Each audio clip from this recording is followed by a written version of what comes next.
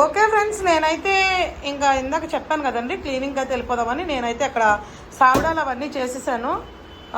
ఇంకా ఈ పండుగ అప్ప అయితే మన వల్ల కాదు, ఇక అదైతే మా ఆయన కొట్టాల్సింది అనమాట. పండుగ అప్పకి అయితే పెద్ద చేప చేసిన తర్వాత అదిగోండి పీసెస్ ఆ పక్కన వేసారు, చూసారు కదా.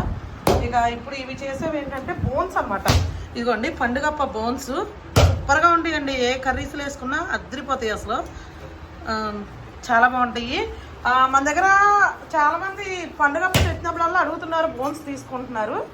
ఇక ఇది కూడా కేజీ హాఫ్ కేజీ అట్లా ఇచ్చేస్తామండి బోన్స్ కూడా. ఇకపోతే ఇక మిగిలినవన్నీ ఉన్నాయి. ఇప్పుడు మ్యాన్ చేపలు కానాగంతలు ఇవి కూడా చేసేసాము. నేనైతే బయట పూసావడాలు అవి చేశాను, నేను అవి చూపిస్తాను మీకు.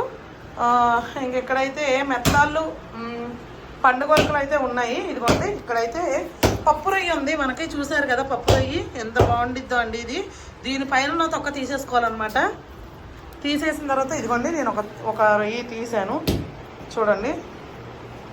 లోపల పప్పు అయితే ఇట్లా ఉంటుంది. ఈ పైన తొక్క తీసేసిన తర్వాత లోపల పప్పు ఇలా ఉంటుంది. ఈ తలక తోక అంతా తీసేస్తే నార్మల్ పప్పు అనేది ఇలా ఉంటుంది. ఇవి చప్పటవండి, అస్సలు సాల్ట్ వేస్తాను అనమాట, అస్సలు సాల్ట్ ఉండదు, చాలా బాగుంటుంది. ఒక గుప్పుడు రొయ్యలు కనుక మనం వాటర్లో నానపెట్టుకొని చక్కగా కర్రీస్ చేసేసుకోవచ్చు, ఎక్సలెంట్గా ఉంటుంది. దీని గురించి తెలిసిన వాళ్ళకి అంటే తిని ఉన్న వాళ్ళకి బాగా అర్థమైద్ది అనమాట. అదండి సంగతి. ఇప్పుడు ఇదంతా గందరగోళంగా ఉంది.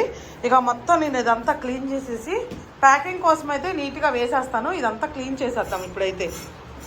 ఇదిగోండి పండుగప్ప బోన్స్ చాలామంది అడిగారు కదండి, చెప్పండి అని, అందుకని చెప్తున్నాను. పండుగప్ప బోన్స్ కూడా తీసి పక్కన పెట్టాము. కావాల్సిన వాళ్ళైతే కాల్ చేసి మనకి ఈ నెంబర్కి ఆర్డర్ బుక్ చేసుకోండి.